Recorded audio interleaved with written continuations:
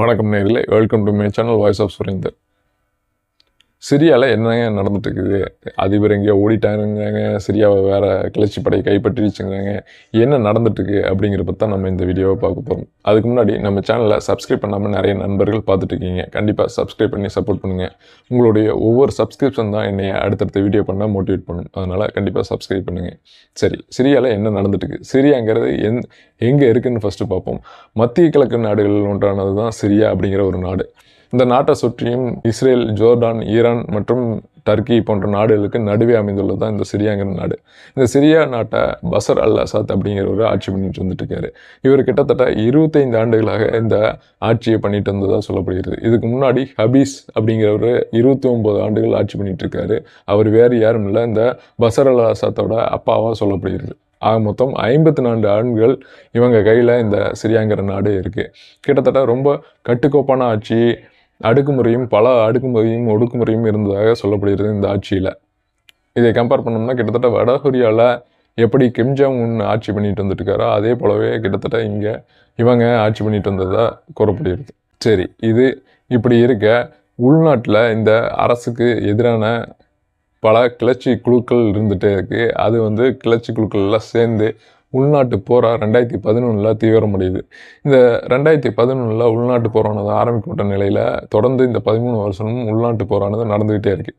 அவங்க உள்நாட்டு போரானா அந்த கிளர்ச்சியாளர்கள் ஒரு பகுதியை பிடிக்க, மறுபடியும் இராணுவம் அந்த பகுதியை மீட்டெடுக்க, இது மாதிரி தொடர்ந்து இந்த போரானது நடந்து கொண்டே இருக்கிறது. இந்த நிலைமையில் சிரியாவுக்கு யாரெல்லாம் உதவிட்டு இருக்காங்க அப்படின்னு பார்த்தோம்னா, சிரியாவுக்கு ரஷ்யாவும் ஈரானும் ஹிஸ்புல்லா அமைப்பின் மூலமாக உதவிட்டு இருக்காங்க.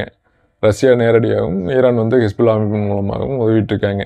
இது ஒரு புறம் இருக்க. இந்த கிளர்ச்சி படைகளுக்கெல்லாம் யார் உதவிட்டு இருக்காங்க அப்படின்னு பார்த்தோம்னா, இவங்களுக்கெல்லாம் அமெரிக்காவும் இஸ்ரேலும் ஆதரவு தெரிவிப்பதாக கூறப்படுகிறது. அவங்க ஆதரவில் இந்த சண்டை தொடர்ந்து கொண்டு இருக்கிறதா சொல்கிறாங்க. இந்த நிலைமையில் ரஷ்யா உக்ரைனோட போரில் தீவிரமடைய, ஈரானும் ஹிஸ்புல்லா அமைப்பும் இவங்க இஸ்ரேலை எதிர்த்து போர் பண்ணிட்டு இருக்க, இஸ்ரேல் அவங்க அடித்து தும்சம் பண்ணிட்டு இருக்காங்க. இப்போ இவங்கெல்லாம் இந்த போரில் பிஸியாக இருந்ததுனால, சிரியாவுக்கு உதவ முடியாத காரணத்தினால சிரியாவோட இராணுவம் பலவீனமடைவதாக சொல்லப்படுகிறது. இதை நல்லா பயன்படுத்திட்ட கிளர்ச்சி படை இந்த கிட்டத்தட்ட ஒரு 15-20 நாட்குள்ள ஒரு பெரிய அணியோட இந்த போரை தீவிரப்படுத்துகிறாங்க. நவம்பர் 27 ஒரு மிகப்பெரிய தாக்குதலை அங்கே சிரியாவுக்குள்ளே ஏற்படுத்துகிறாங்க. இதில் கிட்டத்தட்ட 3 லட்சம் பேர் விரட்டி அடிக்கப்பட்டதாக சொல்லப்படுகிறது. இதை தொடர்ந்து கிளர்ச்சிகள் ஒவ்வொரு பகுதியாக ஆக்கிரமிப்பு பண்ணிகிட்டே வர்றாங்க. ஃபஸ்ட்டு அலப்பு அப்படிங்கிற ஒரு நகரத்தை டிசம்பர் 4 கைப்பற்றுறாங்க. அதை தொடர்ந்து ஹோம்ஸ் அப்படிங்கிற நகரத்தை கைப்பற்றுறாங்க. இந்த ஹோம்ஸ் அப்படிங்கிறது மிக முக்கியமான நகரமாக கருதப்படுகிறது.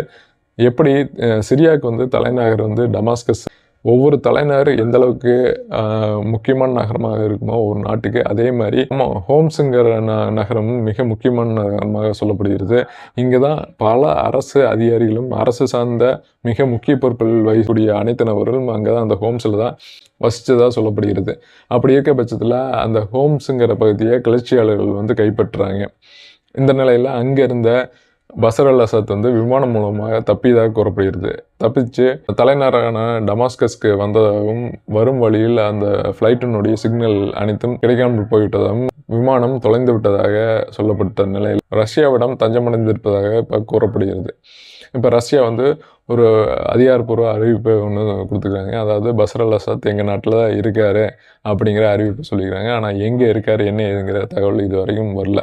சரி, இது இப்போ இருக்க சிரியாவை சுற்றி நிறைய கிளர்ச்சி குழுக்கள் இருக்குது. அதாவது ஹுத்தி சிரியன் அப்படிங்கிற ஒரு அமைப்பு, அது இல்லாமல் டர்க்கி சார்ந்த பல கிளர்ச்சி குழுக்கள், இஸ்ரேலி சார்ந்த கிளர்ச்சி குழுக்கள், இந்த மாதிரி நிறைய கிளர்ச்சி குழுக்கள் இந்த சிரியாவுக்குள்ளே போர் செஞ்சிட்ருக்க நிலைமையில் இதையை யார் பண்ணிக்கிறா? இப்போ இந்த ஆக்கிரமிப்பை, இந்த போரை யார் தீவிரப்படுத்திக்கிறா அப்படின்னு பார்த்தோம்னா, HTS அப்படிங்கிற ஒரு அமைப்பு தான் இந்த போரை தீவிரப்படுத்துவதாக சொல்லப்படுகிறது. இவங்க கண்ட்ரோலில் தான் இப்போ இந்த சிரியாவானது கைக்குள்ளே வந்திருக்கு. ஹயத் அக்ரித் அல்-ஷா அப்படிங்கிறது தான் இந்த HTS அமைப்போட முழு பெயராக இருக்குது. அபுல் முகமத் அல் ஜலானி அப்படிங்கிற ஒரு கீழே தான் இந்த குழு இயங்கிட்டு இருக்கதா சொல்லப்படுகிறது.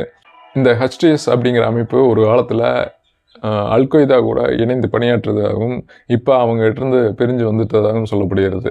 இந்த நிலைமையில் மக்களுக்கு ஒரு அச்சம் இருந்துட்டு இருந்தது. இவங்க வந்தால் என்ன பண்ணுவாங்களோ, ஏன்னா அல்-கொய்தா கிட்ட இருந்தவங்க கடுமையான சட்டங்கள் கொண்டு வருவாங்க அப்படின்னு நினைத்துட்டு இருந்த நிலைமையில் அவங்க டிவியில் மக்கள் முன் தோன்றி இனி நாங்கள் தான் ஆள போகிறோம், அது மட்டும் இல்லாமல் தனிநபர் சுதந்திரங்கிறது காக்கப்படும், கட்டுப்பாடுகள் தளர்த்தப்படும் அப்படின்னு வீடியோ மூலமாக அங்கிருந்த தொலைக்காட்சியில் ஒரு உரை நடத்திக்கிறாங்க. அதன் மூலமாக இது தெரிவிச்சுக்கிறாங்க. இதை தொடர்ந்து நாட்டுக்கு அகதிகளாக போன மக்கள் மறுபடியும் நம்பிக்கையின் அடிப்படையில் மறுபடியும் சிரியாவுக்குள்ளேயே வந்துட்டு இருக்கதா கூறப்படுகிறது. எப்படி ஆப்கானை தாலிபான்கள் கைப்பற்றினாங்களோ அதே போல் இப்போ இது நடந்ததாக சொல்கிறாங்க. இதனால் கிளர்ச்சி படையாகவே இருந்தவங்க எப்படி இந்த நாட்டை ஆட்சி பண்ண போகிறாங்க அப்படிங்கிற ஒரு கேள்வியும் இருக்குது. ஏன்னா இவங்களுக்கு மத ரீதியான ஒரு அணுகுபாடு இருக்கே தவிர இவங்களுக்கு அந்த அளவுக்கு அனுபவம் இருக்கா, ஒரு ஆட்சி செய்கிற அளவுக்கு அனுபவம் இருக்கா, ஆட்சி எப்படி பண்ண போகிறாங்க அப்படிங்கிறதெல்லாம் பொறுத்து தான் பார்க்கணும். அதனால் இப்போதைக்கு இது நடந்துட்டுருக்க, ஒரு வாரம் நடந்துட்டுருக்க, இதை சரியாக பயன்படுத்தி கொண்ட இஸ்ரேல் ஆனது என்ன பண்ணிட்டு இருக்குன்னா அதனுடைய ஆக்கிரமிப்பை அதிகப்படுத்திட்டு இருக்கு சிரியாவுக்குள்ளே. இதை சான்ஸாக வச்சுட்டு இஸ்ரேல் இஸ்ரேலுடைய இராணுவம் ஒரு சில பகுதிகளை ஆக்கிரமிப்பு பண்ணிகிட்டு இருக்கு. அது மட்டும் இல்லாமல் அமெரிக்காவும் இஸ்ரேலும் சேர்ந்து சிரியாட்ட எங்கெல்லாம் இருந்த ஆயுதமோ அங்கே இருந்த ஆயுத கிடங்குகளை முற்றிலுமாக அழித்து விட்டதாக கூறப்படுகிறது. இதுக்கு இஸ்ரேல் தரப்புலேருந்து என்ன சொல்கிறாங்கன்னா, சிரியா நிறைய ரசாயன ஆயுதங்கள் வச்சுருந்தாங்க, அது கிளர்ச்சி குழுக்கிட்ட போயிடுச்சுன்னா அது ரொம்ப நமக்கு சேதத்தை ஏற்படுத்துங்கிற காரணத்தினால நாங்களே அதை அழிச்சிடறோம் அப்படின்னு சொல்லி இதையே யூஸ் பண்ணிக்கிட்டாங்க அப்படின்னு தான் சொல்லணும். அது மட்டும் இல்லாமல் இந்த பகுதிகளை இப்போ சிறிய இராணுவம் இல்லாத நிலையில் இஸ்ரேலுக்கு இது ஒரு கொண்டாட்டமான நிகழ்வாகவே இருக்குது. அவங்க நினச்சதை இப்போ அங்கே சாதிக்க ஆரம்பிச்சுக்கிறாங்க, அவங்க உள்ளே வர ஆரம்பிச்சிட்டாங்க. இது ரஷ்யாவுக்கு மிகப்பெரிய ஒரு தோல்வியாக பார்க்கப்படுது. ஆதரவு தந்த நாடுகளில் ஒன்றான சிரியா இப்போ அதுக்கு எதிரான இஸ்ரேல் கைவசம் போனதுங்கிறது இது ரஷ்யாவுக்கும் ஏற்பட்ட இழப்பாகவே பார்க்கப்படுகிறது. இனி எப்படி இந்த ஆட்சி இருக்க போகிறது, எப்படி இனி இவங்க ஆட்சி பண்ண போகிறாங்க அப்படிங்கிறதெல்லாம் பொறுத்து தான் பார்க்கணும். பொறுத்து பார்ப்போம். மீண்டும் ஒரு வீடியோவில் சந்திக்கிறேன். நன்றி, வணக்கம்.